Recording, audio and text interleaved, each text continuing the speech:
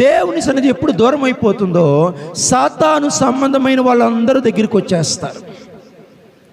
అపిత్రాత్మ శక్తులన్నీ వాడి దగ్గరికి వచ్చేస్తాయి.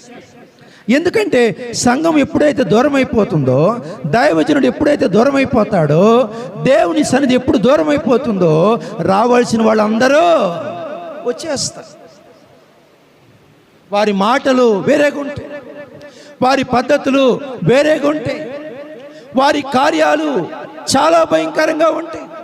నువ్వు వారికి దాసోహం అయిపోతావు, నువ్వు వారి వలె మాట్లాడతావు, నువ్వు వారి వలె ప్రవర్తిస్తావు. ఎందుకంటే ఏమంటున్నాడు, ఇనుము చేత ఇనుము పదునగును, అలాగే దొంగతో సహవాసం చేస్తే వాడు కూడా దొంగోడైపోతాడు.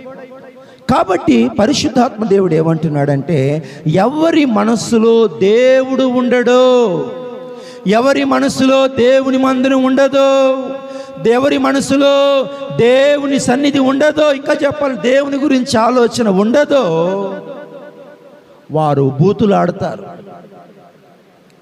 వారు ఎక్కడికి వెళ్ళిపోతారంటే అపిత్రాత్మ శక్తుల చేత పీడించబడి సమాధిలోకి వెళ్ళిపోతారు. వారు అపిత్రాత్మ శక్తులతో పీడించబడి అనేకులకు హాని చేస్తారు. అపిత్రాత్మ శక్తులతో పీడించబడి దొంగతనాలు కూడా మొదలు పెడతారు, హత్యలు చేయడం మొదలు పెడతారు, బలాత్కారాలు చేయడం మొదలు పెడతారు.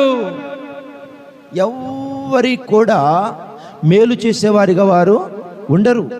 మీరు అనుకోవచ్చు, దొంగతనాలు ఎందుకు జరుగుతున్నాయి, బలాత్కారాలు ఎందుకు జరుగుతున్నాయి, దోపిడీలు ఎందుకు జరుగుతున్నాయి, హత్యలు ఎందుకు జరుగుతున్నాయి అంటే వారి మనసులో దేవుడు లేడు, దేవుని సన్నిధి వారితో లేదు, దేవుని ఆత్మ వారితో లేదు. అసలు దేవుడు అంటే వారికి ఇష్టమే లేదు.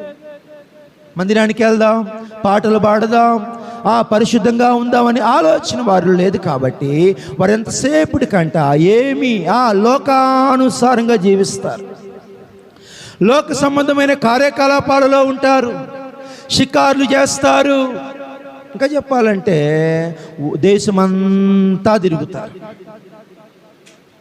కానీ వీరు దేవుణ్ణి వెతికే వాళ్ళు కాదు. అలాంటి వారంట ఎక్కడుంటారంటే సమాధుల్లో ఉంటారు. ఎక్కడుంటారమ్మా? ఎక్కడుంటారు? సినిమా హాళ్ళల్లో ఉంటారు. ఎక్కడుంటారు? బార్ షాపుల దగ్గర ఉంటారు. ఎక్కడుంటారు? జూదం ఎక్కడైతే ఆడతారో అక్కడ ఉంటారు. ఎందుకంటే అసలు వారికి దేవుని గురించి ఆలోచన లేదు. కాబట్టి ఎల్లకూడని ప్రదేశాలకు కూడా